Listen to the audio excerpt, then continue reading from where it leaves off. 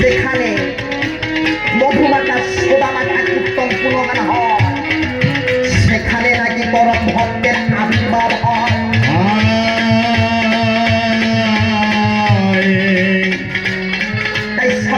কাছে আমার বড় নিবেদন, আপনাদেরই সন্তান, আপনাদেরই কোলের সন্তান আমি।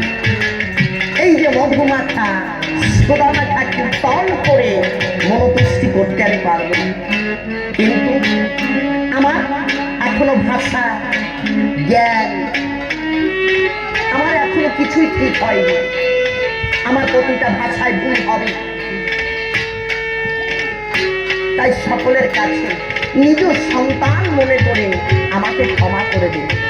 এবং এর পূর্বে যে সব সরকার এবং গায়িকার মুখে আপনারা যেমন কিছু পেয়েছেন, আমি তাদের স্বরূপ কিছুই দিতে পারবো না, আমাকে ক্ষমা করে দিন।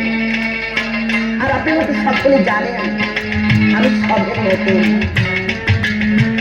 কেননা যারা সরকার ছিলেন পুরাতন, আমারই গুরুদেব শ্রী শ্রী মনোরঞ্জন সরকার, ওনারই আশীর্বাদের বলে, ওনার কৃপা বলে আজ এই সভা মধ্যে দাঁড়িয়ে আজ এই ভক্ত হরিভক্ত কৃষ্ণ ভক্তের চরম ধুলি পাইবার তরে দাঁড়িয়েছি সভা। তাই সকলে এই অধমকে কিঞ্চিত আশীর্বাদ করবে এবং গুরুর কথা যার বাক্যেতে আজ এই সভা মাঝে দাঁড়িয়েছি, যারই বাক্যেতে দাঁড়িয়েছি তার কথা একটু আলোচনা না করে ভালো মনে দেখতে পারে। আমাদের গ্রামে মনোরঞ্জন সরকার, উনি তো এখন নেই, কিন্তু আগে আমি ছোটবেলায় অনেক ছোট ছিলেন, উনি গাড়ির পিছনে করে করে আমাকে নিয়ে যেত, বাবা চল। তখন জুড়ি বাজাইতেন, কাজ বাজাইতেন, কিন্তু পরে ধীরে ধীরে আমি অন্য জায়গায় গান করতে চলে যাই। ঠিক এমন সময় শুনতে পাই মনোরঞ্জন গুরুদেবের শরীর খারাপ। এসে দেখি সত্যি উনি বড় রোগাগ্রস্ত হয়ে গেছে।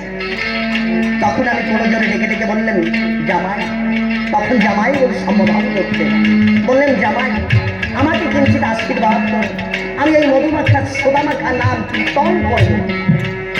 আমাকে বলেছিল কারো কার আমার কাছে আয়। উনি আমাকে কাছে দেখে ওনার এই হাত দুটি সুধার নেয়, সুধা ভরা হস্ত, যেমন সুধা পান করলে অমরত্ব হয়, তার সেই দুটি হস্ত সদা ভরা হস্ত আমার মতো অধমের মস্তকে করেছিল। তার কৃপা বলে আজ এই ভক্ত সঙ্গ করতে পারছি এবং এই মধুমাখা সুদামাখা নাম কীর্তন করতে পারছি, তারই আশীর্বাদ। তাই সকল ভক্তবৃন্দের কাছে আমার কাতরে প্রার্থনা, সকলে আমার গুরুদেবকে আশীর্বাদ করবে।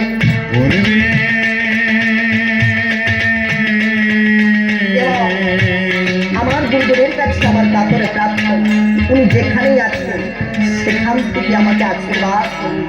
আমি যেন এই মধুমাখা সুদামাখা নাম কীর্তন করে সকল ভক্তবৃন্দের মনে আনন্দ দান করতে পারি। এবং উনি যদি পুনরায় জন্মগ্রহণ করে আপনারও আশীর্বাদ করবেন। উনি যেন একটু হরিভক্ত কৃষ্ণ ভক্ত এবং বৈষ্ণব মায়ের গর্ভে পুনরায় আবার এই ধরার দিকে আসবে।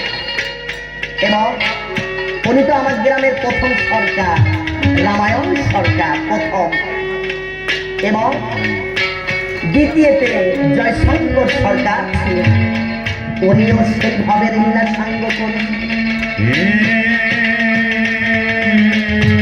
এক এক করে পুরানো যারা ছিল সকলে পাড়ি ধরেছে, পুরানো যারাই ছিল সকলে তাদের লীলা সাঙ্গ করে এপার হতে ওপার চলে গেছে।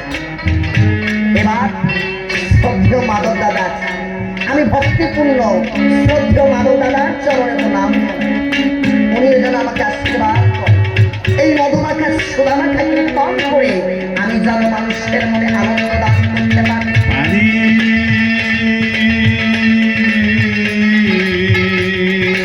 আর সকলে আমাকেও আশীর্বাদ করবে। আমি যে কটা দিন এই ধরার বুকে আছি, এইভাবে যেন প্রভুর মধুমাখা সুদামাখা কীর্তন করে যেতে হবে। একে মরণধানী বলা হয়।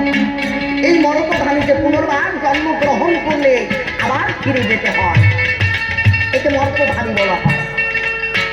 তাই আমি যে কটা দিন এই ভবের মাঝে থাকবো, আমি যেন আপনাদের মতন সাধু সঙ্গ করতে পারি, হরিভক্ত কৃষ্ণ ভক্ত বৈষ্ণবদের সকলের চরণ ধরে মস্তকে নিয়ে চলতে পারি। এবং আপনারা তো সকলেই জানেন আমি পালা বলতে একটা বিশেষ কিছু অভ্যাস করতে পারি না। অতি কষ্টে আপনাদের আশীর্বাদের বলে 3টি পালা অভ্যাস করেছি। অষ্টমের যজ্ঞ, ভগীরথের গঙ্গারায়ণ এবং দশরথের স্বর্গহরণ। এই 3টি পালার মধ্যে আমাকে একটি পালা সিদ্ধান্ত করে দেবেন, সেই পালাটি আমি কীর্তন করব।